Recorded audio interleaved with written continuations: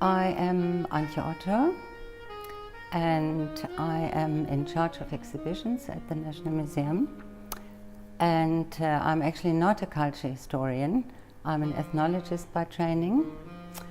And since 2016 I had the opportunity of to clean out this whole warehouse and to bring the whole collection in order, or the remaining collection. Unfortunately, a lot has been stolen and vandalized, and yeah, so that is a bit of background about me.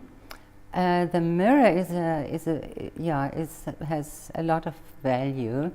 It's a very important piece in the history of this country because it belonged to Charles John Andersson, the famous Swedish explorer and traveler and trader. He was here before 1867 when he died, and his wife was Sarah Jane, born Aitchison from Cape Town, and they lived at Otjimbingué, and I presume that this mirror was formed part of their home at Otjimbingué.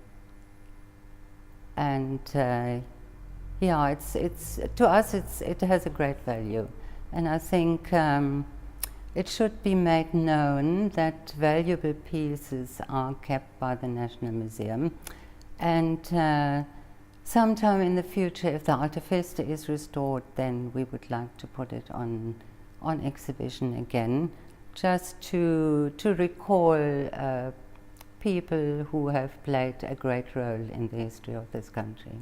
That is part of the reason why I'm doing this whole documentation, to have all the objects known all over the world, you know, because for instance in Germany there's a lot of interest in to exhibit objects and things, documents from the colonial times, and even before the colonial times. And if this catalogue is known, then people would know what is here, and surely, you know, objects could go on loan to other museums wherever in the world.